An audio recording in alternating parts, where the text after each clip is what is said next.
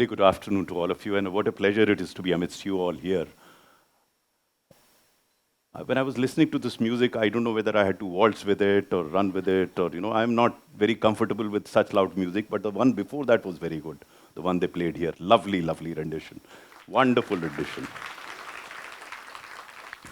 As I was telling the Dean here that in bureaucracy, there were two options. Either you face music or you create your own. So I did the latter. मुख्तसर सी जिंदगी के अजब से अफसाने हैं, यहाँ तीर भी चलाने हैं, परिंदे भी बचाने हैं. That's the quintessential dilemma of a civil servant. It's not very easy to traverse that journey, but it's extremely exciting. Extremely exciting. I became an IAS officer because my dad wanted me to become an IAS officer at about 10 years of age, when I was barely able to read and write. I saw a piece of paper in which he had written that this is the path I will follow to become an IAS officer. And then I made that into my dream and became an IAS officer. And after 38 years as a civil servant, I write in my book that if I were to be born again, I'd like to be an IAS officer all over. Because of the wonderful, wonderful time that I had, because the sense of satisfaction that I had as a civil servant, because the impact that one could create as a civil servant is unmatched. And I was jokingly telling, again, the Dean this afternoon, that there's no other service in the world where if you are efficient, you can become Secretary to Government of India, which is pretty high. And if you are inefficient, you can become Cabinet Secretary. That's the topmost post in the bureaucracy. So there's nothing better than that. But it's a wonderful, wonderful place to be in. But there are dilemmas, there are problems. In the first 10 years, I did face a lot of dilemmas. But after those 10 years, when I had clarity of thought in my mind, there were no dilemmas in my mind here. I knew what I had to do. I did that, and I was prepared for the consequences. I distinctly remember I was posted as Secretary Horticulture in Lucknow, and I got an order from a minister of mine, just two-line order, asking me to suspend the Deputy Director of the department. No reason given. But the problem was that this minister, who was horribly corrupt, was legally authorized to suspend an officer of that seniority. So here was a legitimate order that come down to me, and he wanted me to suspend without assigning any reason. So I rang up the minister and asked him, I'm assuming all of you understand Hindi, so some of the conversation is going to be in Hindi. So I asked him, sir, आपने इनको निलंबित करने को कहा है, suspend करने को कहा है, क्या कारण है? He tells me, वो मुझसे मिलने नहीं आया. I said, sir, this is too small a reason. I'll ask him to meet him, and the conversation ended. Then I found out about that officer, and everyone told me he's an honest, efficient officer. So that was a greater dilemma. How do I save this honest officer? So I called this officer over and I asked him, यार तुम मिलने क्यों नहीं गए मंत्री से, बड़े नाराज हैं? Sir, मैं उनसे कई बार मिला हूँ, जैसे वो मिलना चाह रहे हैं, मैं नहीं मिल पा रहा हूँ. No, none of you is from UP, because otherwise you would have understood this. In my book, I talk about three types of corruption: Nazrana, Shukrana, and Jabrana. Now, I'm not going to do the details of it. This minister wanted some Nazrana from him, and he was not kib. So he said, sir, मैं तो उनको पैसे वैसे दे नहीं सकता, मैं क्या करूँ? Now, greater dilemma for me. Here is an honest, efficient officer, no fault of his, he's being asked to be suspended. So as I keep telling my colleagues, if you want to remain honest in the service, you should know your rules very well. So I have seen so many honest officers suffering because they are not conversant with rules. I found a rule wherein if I disagreed with my minister, I could route the file through the chief secretary. And the chief secretary, fortunately, was a very fine officer. I rang him up, I spoke to him and explained the whole background. Then he told me, yaar Anil, file mujhe bhej do, phir dekhte hain kya hoga. I was just postponing, somehow find a way. So I wrote a long note and sent to the chief secretary. He sat on the file. Red tape is not always very bad. In this case, he sat on the file. He didn't send it to the minister. Minister kept inquiring from me, and I kept telling him the file is with the chief secretary. So exasperated, he went and met the chief minister. I don't know what transpired between them, but I was transferred out. So the chief secretary was very upset. He called me, यार अजीब आदमी उस अधिकारी को बचाने के चक्कर में तुम्हारा ट्रांसफर हो गया. हमने साहब क्यों परेशान होते हैं? For a civil servant, transfer is like death. It is inevitable. जो होना उसके लिए परेशान क्या होना? और सर वैसे भी I believe in Hindu philosophy. You're not going to kick me out of the service. You're going to post me somewhere else, no? So I'll be reborn. I'll do my job. So I was posted in another organization. And this organization was a state financial corporation. Since I'm in a management institute, I can take the liberty of explaining this a bit to you. This was a state financial corporation called Pickup. It was doing very well for a long period of time, but then it fell from grace, and for some reason, it was making losses for 8 years. So my job was to basically wind up this organization. So when I walked into this august building of pickup in Lucknow, lovely building, terrible organization. So as I walked in, I felt I was walking into a graveyard because everyone there felt that I have come to close it down and they would lose their job. And I was also a bit upset. What do you do?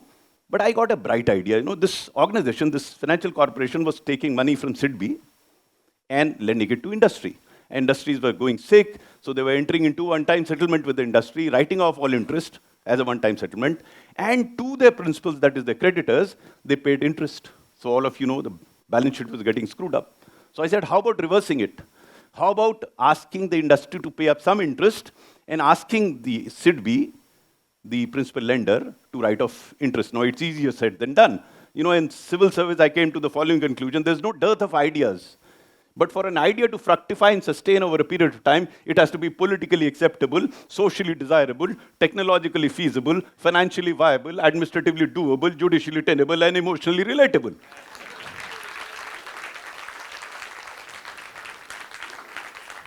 Now, I'm not going into the details of it because it will require another hour, and I'm being told if you speak beyond 18 minutes, you'll be chopped off. So I do not be chopped off, so I'll stop it there. I found this system, then I spoke to, in an auditorium like this, all 300 officers sitting. I shared these thoughts with him. They said, हाँ sir, बहुत बढ़िया है, इसको करना चाहिए, तो कैसे करें?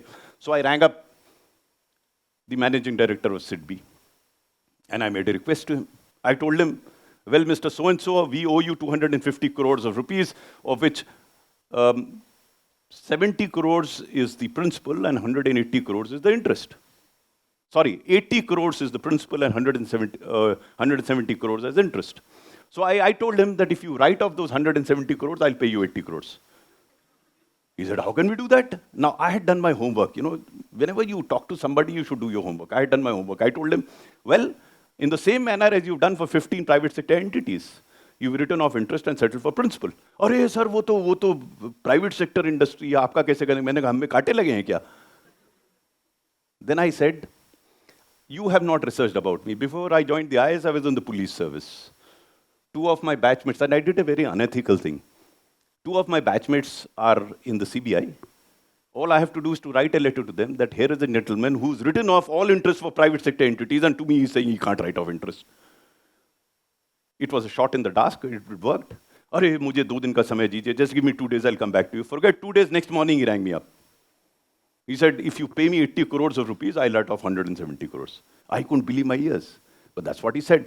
But मेरे पास तो एक पैसा भी नहीं था. I didn't have a single penny. 80 crore कहाँ से लाएं? So what do? I went to the finance secretary of the state and I told her, madam, and she's a very fine officer. I told her, madam, we owe 250 crores to SIDBI, and if you don't pay up, all this loan is guaranteed by the state government. So through court, they can attach your treasuries and take the money away. She looked very worried. हाँ, yes, Anil, क्या किया जाए? What shall we do? I told her, मैंने कर लिया. क्या किया? I told her that I spoke to MD SIDBI and he's agreed to write off interest. She couldn't believe it. Then I told her, madam, I don't have a single penny. You have to give me some money to pay him. So whatever, it's a long story, is there in my book. So she gave me 30 crores. Within 48 hours, I got 30 crores. I paid it to SIDBI. Interest write-off 60 crores. Balance sheet black. But I had to recover those 50 crores, remaining 50 crores. So what do? So I called the most corrupt general manager for a cup of tea. There are 2 things in it. पहली बात तो चाय पे चर्चा is nothing new. पहले अंग्रेजी में कहते थे, अब हिंदी में कहते हैं. दूसरी चीज, you must be wondering why did I call the most corrupt general manager for a cup of tea? Any answer here? Anybody? Okay, so by that time I had discovered that all the corrupt people who are not behind the bars are very efficient. So I called him, I told him, यार देखो इस संस्था में कुछ बचा तो है नहीं, अब तुम चूसोगे क्या? No matter how corrupt you are, you won't. How many of you are corrupt? No one except, yet everyone says there's so much corruption.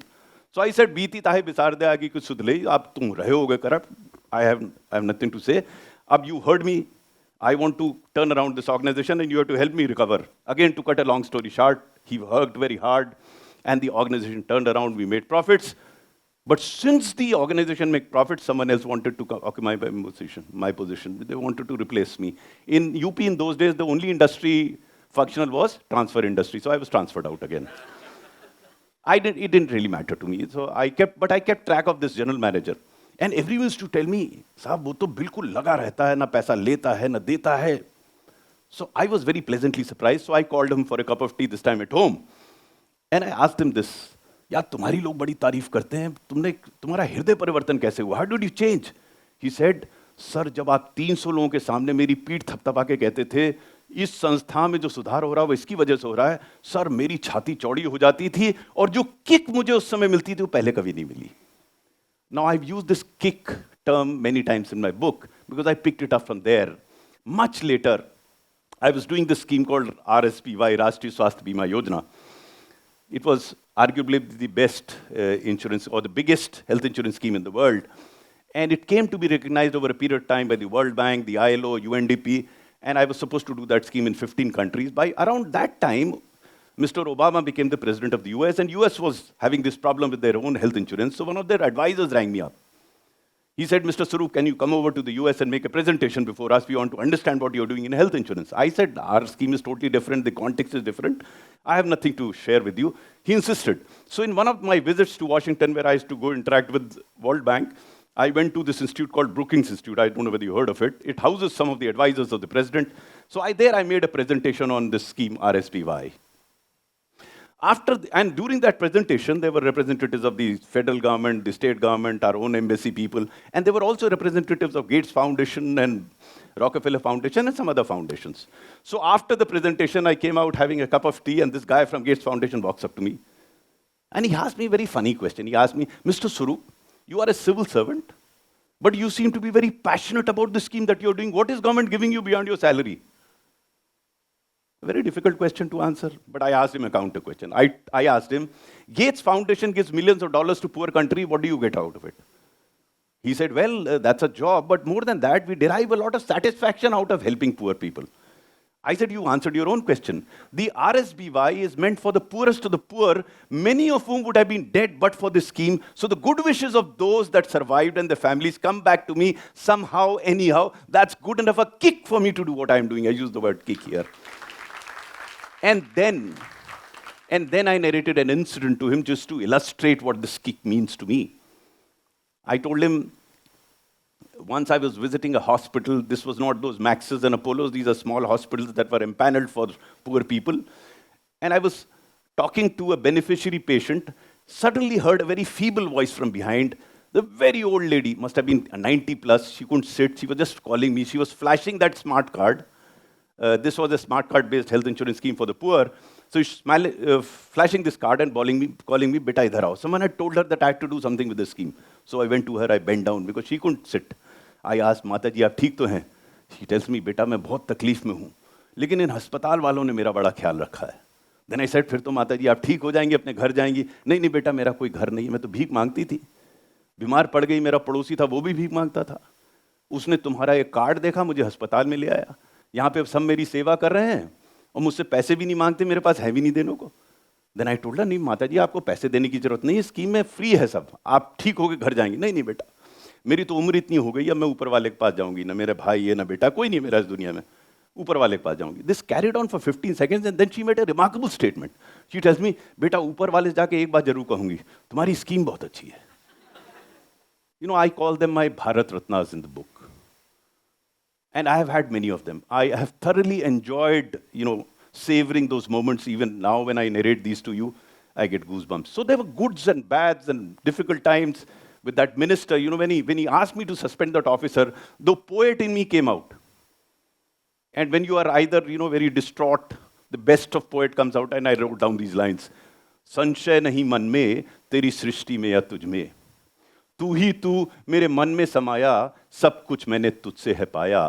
फिर भी स्तब्ध हूँ, व्याकुल हूँ, अशांत हूँ, शायद अनजान हूँ. क्या यही जीवन है? जो पापी है, दुराचारी है, क्यों जीत रहा निरंतर है?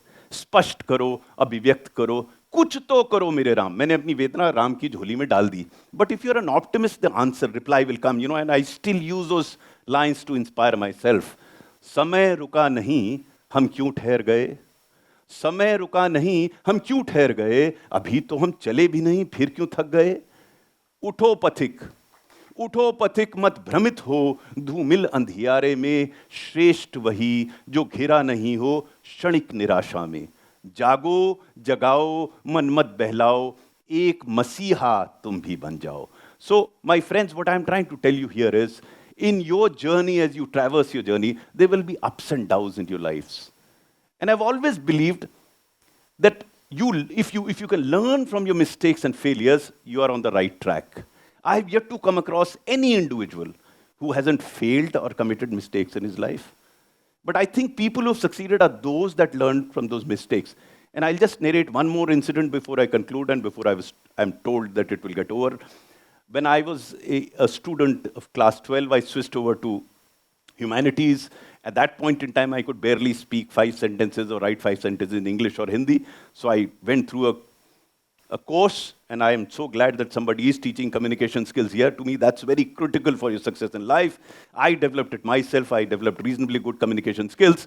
I became a debater for my university, and I had gone to Kanpur IIT to participate in the National Cultural Festival as a debater. But one day before the debate, there was this music competition.